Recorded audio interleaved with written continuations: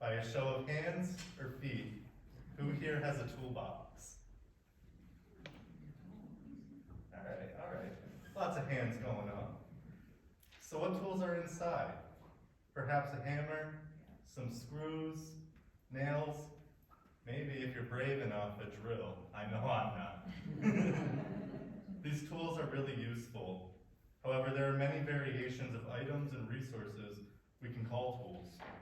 For instance, a nail care kit is a kind of toolbox.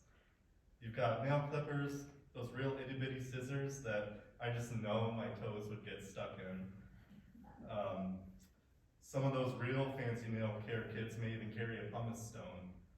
Again, these are all incredibly useful. The truth is, there is a toolbox for everyone. And what lies in those toolboxes varies from person to person, as each one of us has faced our own challenges and have required different tools to get the job done. In this talk, I plan on discussing the tools I carry in my own toolbox. I want to give these tools a new meaning, to explore how these tools can serve us in more ways than physical. And while I am doing this, I hope you will consider your very own toolbox. Sorry, I lost my place. What tools do you carry? Are those tools serving you? What tools would you consider adding? Seneca states, "Happy is the man who can make others better, not merely in their company, but even when he is in their thoughts." Sit, enjoy this talk, see if it resonates, and carry it with you as you move through the world.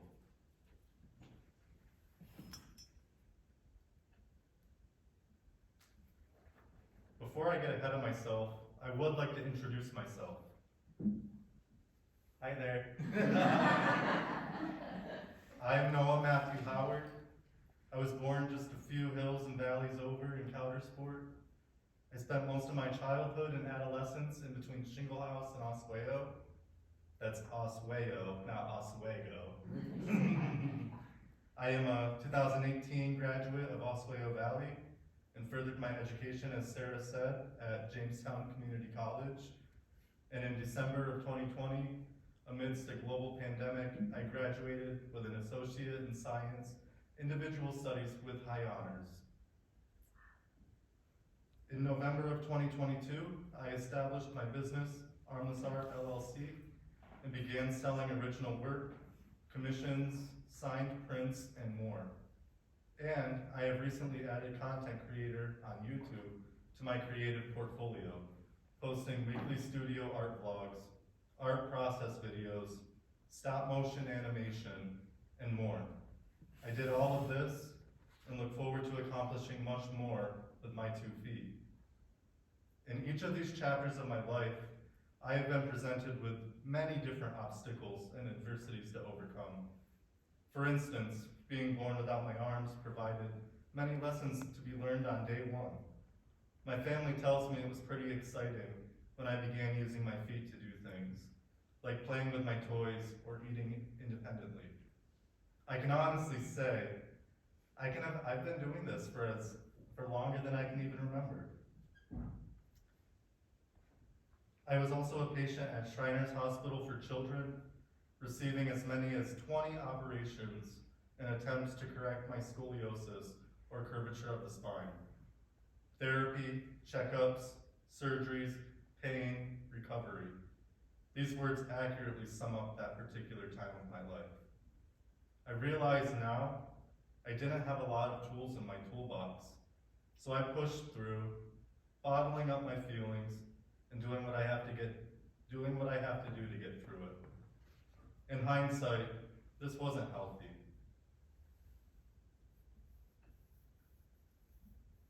In 2019, just a few months after some familial issues occurred, I made the impulsive decision to drop out of St. Bonaventure University, leaving behind hundreds of thousands of dollars in scholarships. My only tool in my toolbox was telling me to run, and run I did, all the way to South Carolina. I was completely lost, using substances to ease my own mental anguish. I was in a downward spiral. Lost in my own cycle, thoughts of suicide crossed my mind. At this moment, I can remember feeling so scared, lost, and alone. I had lost sight of who I was and of who I wanted to become.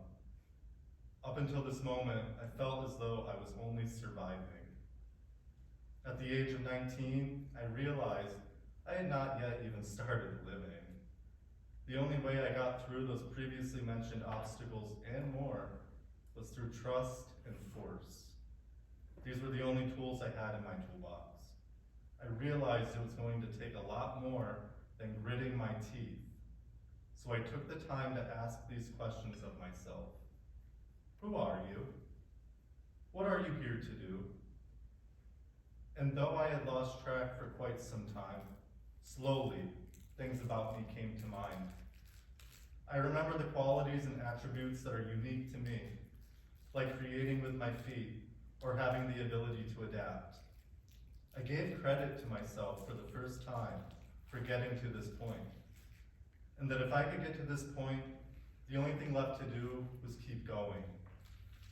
In this rediscovery of self, I remembered my artistic talent and the purpose that goes along with it. In this exercise, I went from feeling helpless and hopeless to feeling gracious and hopeful. I like to think about these exercises as tools to help achieve goals or dreams, just as my physical art supplies aid me in achieving a successful work of art. Here are the particular tools that have assisted me, both in art and in life. Paper, tape, my 4H pencil, an eraser, a ruler, medium, a magnifying glass, and workable fixative.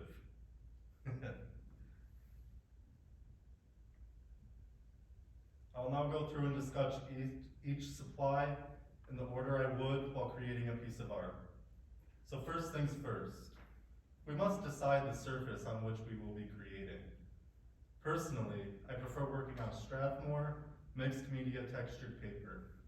I find the toothiness of the paper is perfect for capturing specific textures and effects.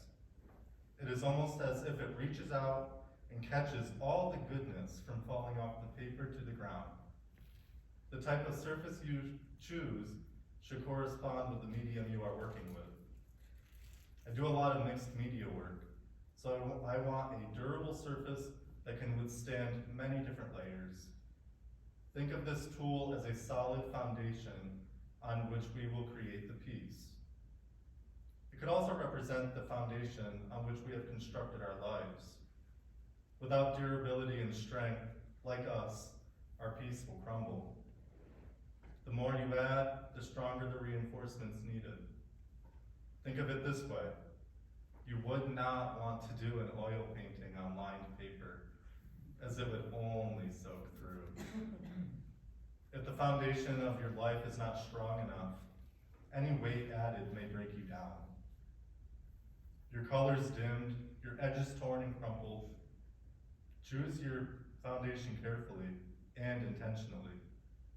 If it does not work the first time, you can always try again. Test out other surfaces. See what works. What does not work? Trial and error, my friends. After I get my toes on a sheet of textured paper, the next step would be to secure my paper to a hard surface. For this, I will need a roll of tape. The kind of tape used is important, as it needs to stay sticky, as well as having the ability to be pulled off with ease. Stronger tapes, like duct tape, are very durable, but also very sticky, and can harm your piece when removing it. With this in mind, I usually go with traditional masking tape. It is very easy to tear off the roll, stays sticky for a fair amount of time, and glides off like butter when I am finished with it. Without tape, the sheet of paper is more likely to shake and wiggle. Perhaps a breeze of air catches the paper just right, and off it goes. It's almost as if the tape offers roundness, security. Consider times when you are not feeling rounded and insecure. Life seems to have us up, then down. You find yourself swayed this way and that way. It can be so easy to get carried away in it. But when you have some security keeping you, taping you down, you get a taste of stillness. We must cultivate mental stillness to succeed in life, states author Ryan Holiday, and stillness is the key. And to successfully navigate the many crises it throws our way.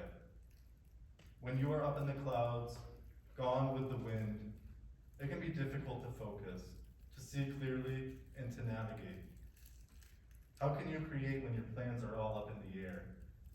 Being grounded, secured, taped down, is to be clear, accurate, and still.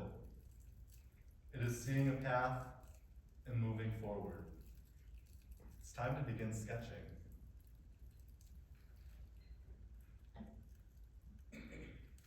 To sketch is to produce a rough draft. This rough draft is a loose plan of what the final piece will be. The sketch serves as a roadmap. Each stop is a step of the process until the map is complete. Now, because this is a rough draft and could be changed later, you will want to use a tool that is light and can easily be erased. I personally enjoy using a 4H pencil for this. Surely everyone here has used a traditional HB pencil. The H refers to hardness, and the B refers to softness. A 4H pencil is harder and lighter than an HB pencil, and a 4H pencil is softer and darker than an HB pencil. This scale of pencils is particularly useful when completing pencil drawings with many different shades. Now, because my preferred sketching material is hard, I need to be mindful of how much pressure I am applying as I condensate the paper. Sometimes this can result in cool effects, but it can also damage the integrity of our foundation. This is a great metaphor for the times when we apply too much pressure on ourselves. Under pressure, we burst, break down, squeeze of life. Lightly and softly wins the race. I think of pencils as the most forgiving of art supplies. Everything it illustrates can be there one instant and gone in the next. Pencils allow us to freely express ourselves without ever being wrong. If what we have illustrated does not please the eye, we turn the pencil on its other end and we erase. When we get something wrong, there's always the option to try again. Oftentimes when erasing, some lines or marks may be left over. These leftovers of our failed attempts can actually guide us to success. Now that we know that that did not work, we can toss that way of doing it aside and try something else. Trial and error, again, my friends. After you have sifted through your options and your eraser head is dulled, you must decide if this is still the way or if it is no longer working or serving you. Perhaps a new design altogether is the only way forward. It is called starting over, and you may, as many times as you need. With our sketch finished, I would like to focus on the subject of the piece. Using the pieces I have brought along, the subject is the main part of the piece that should attract the eye with ease. The subject is usually in focus, in contrast to the blurriness of the background. And I've been tricked again, which I believe is over here to my right. I am the subject. I am close to the viewer. My details can easily be spotted. In bubbled interspace, here to my left. Though I am in this piece as a young child, and that plays an important role in the meaning of the piece, the subject is actually the bubbles. The bright aquatic blobs are easily recognized and are so clear against the faded background. When designing the subject, accuracy and precision are required. In my work, I create a lot of pet portraits for patrons.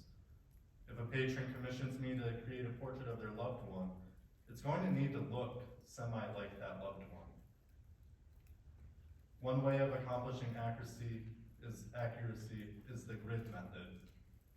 In a nutshell, the grid method involves drawing a grid over your reference photo and then drawing a grid of equal ratio on your work surface with a ruler. Make sure you are still when drawing your lines against the edge of your ruler. One little movement and your lines will wobble. Then you draw the image on your canvas or paper, focusing on one square at a time until the entire image has been transferred. Almost kind of like how we take one day at a time. This ensures accuracy and makes sure your subject is in proportion to the rest of your piece. Rulers can also be applied elsewhere in terms of measuring space or distance. Sometimes our space can become filled with many different things. Personal problems, household chores piling up, other people's problems are bleeding into your own.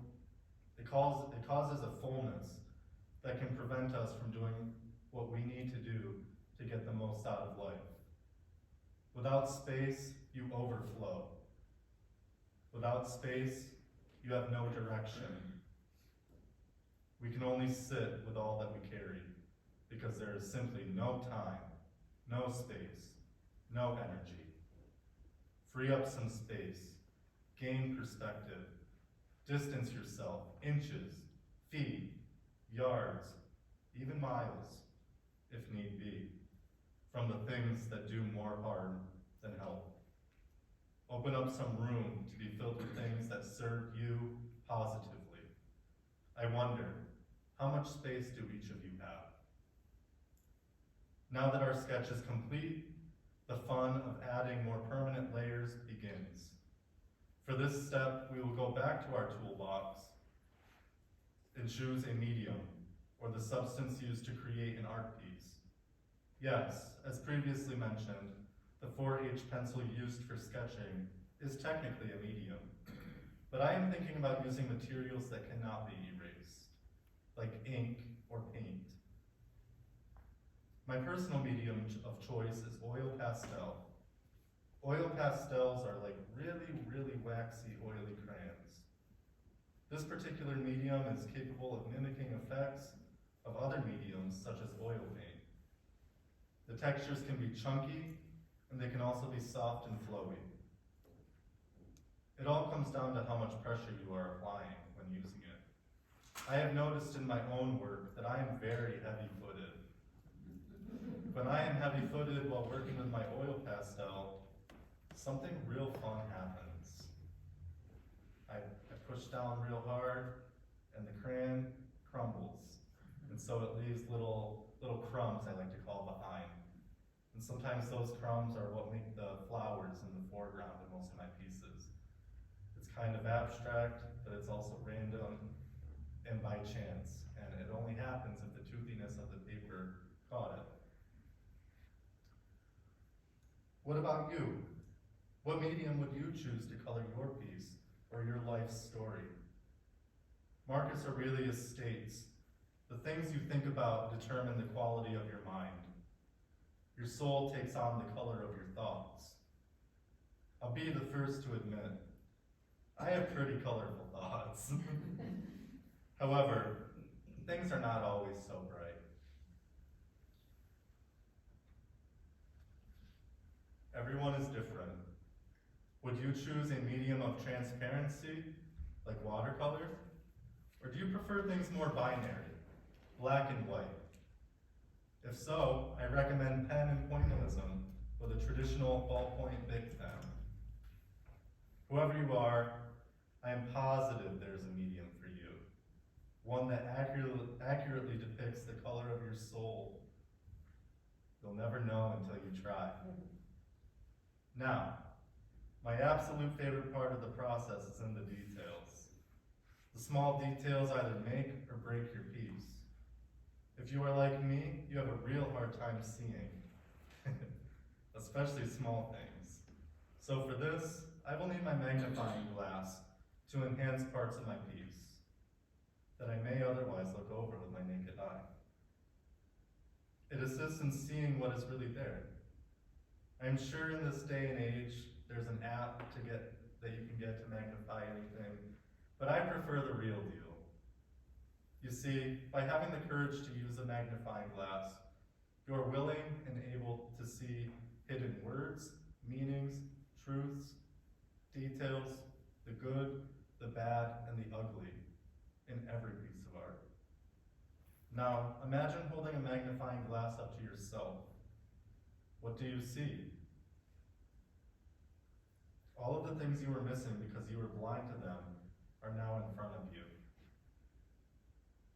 You gain the ability to get a closer look, get to the root, and apply changes as best seem fit.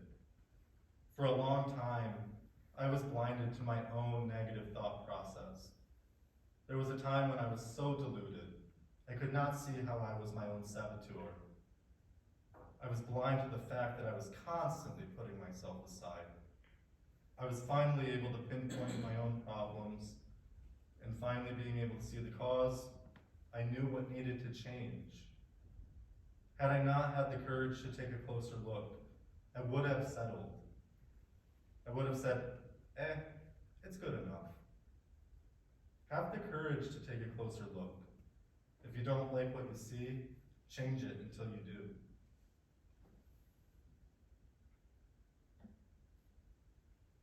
And before you know it, your piece is finished.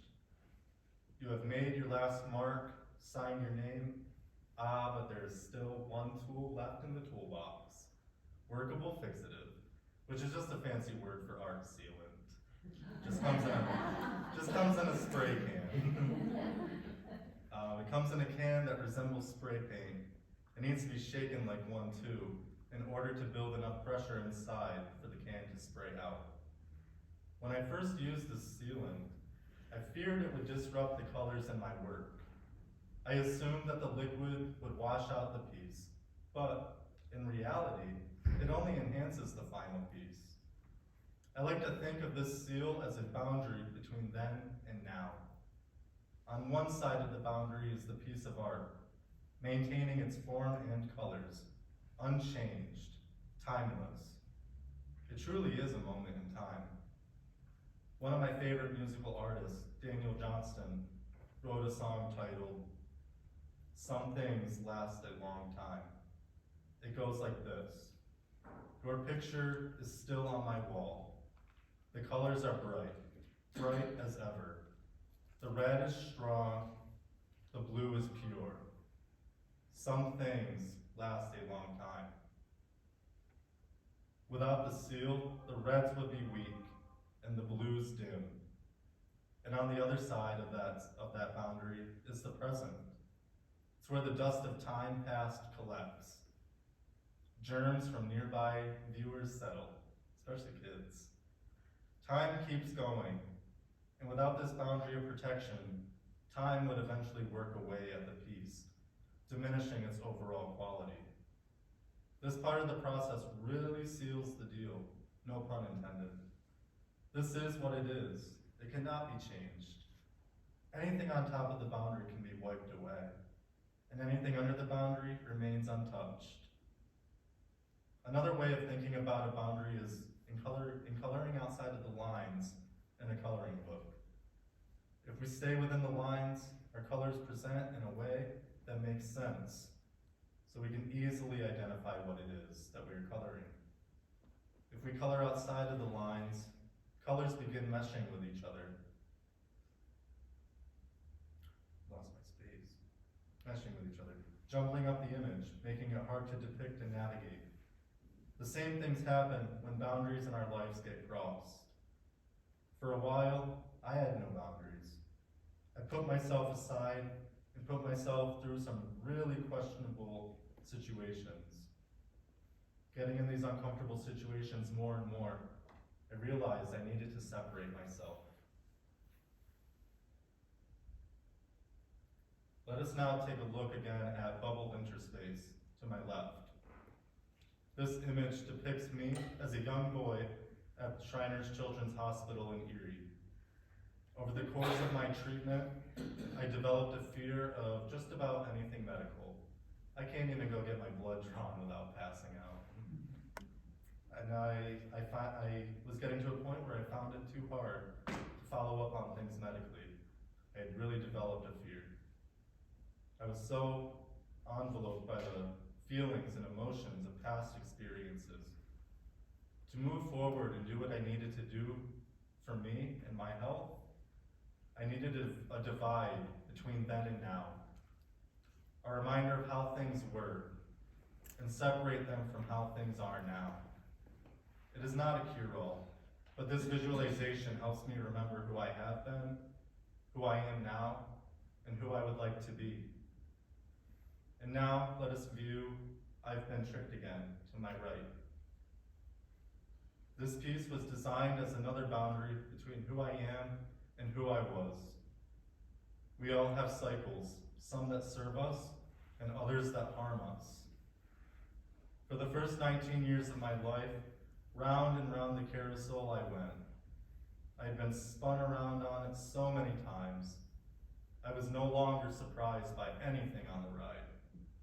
Finally, on my last trip around, I made contact with the Joker, who positioned himself under a mirror pointed directly at me. Get off the ride, it said. The cycle could only continue as long as I stayed on the ride. Without my part in the machine, things would no longer function as they had for so long. By creating this boundary, this space, I was able to separate then from now. When I realized this, I jumped off and I moved forward.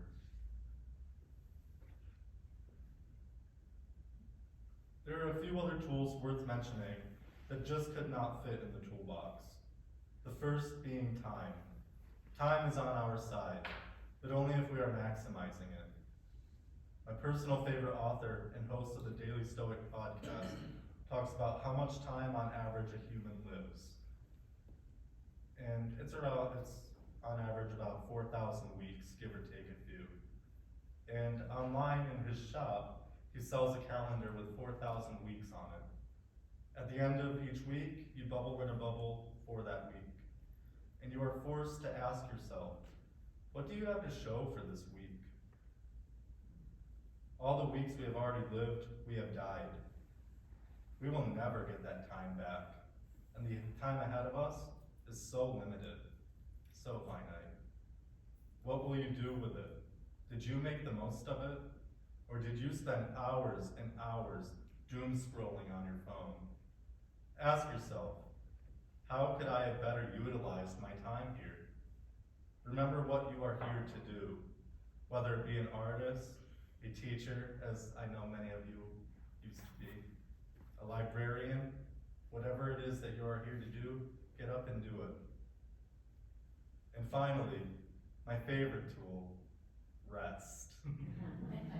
While it is good to be productive, it is also rewarding to know when it is time to call it a night. Sometimes I will catch myself working on a piece for a patron, and I feel my eyes getting heavy. I'm having trouble focusing, and the overall quality of the piece is suffering. Do I push through the tiredness I am feeling and complete the piece hoping it looks good tomorrow? Or do I stop, take the time I need to regroup, and come back with a fresh set of eyes and complete the piece with confidence? It takes holding yourself accountable, checking in with yourself, and pivoting as needed. Do what you need to do for you. Rome was not built in a night. Those are the tools in my toolbox. Each of these tools discussed are always with me, if not physically, then mentally. These tools assist in creating successful artwork for viewers to enjoy, but they also aid in maintaining my overall well-being. These tools assist in keeping my thoughts, actions, words, and intentions organized. It has taken time, trial, tribulations, trying, failing, and trying again before figuring out what has worked for me. But unless you try, how will you know? If you do not ask yourself, when will you ever wonder? We all have toolboxes, but what tools lie in them differ from person to person. So I ask you, what tools are in your toolbox?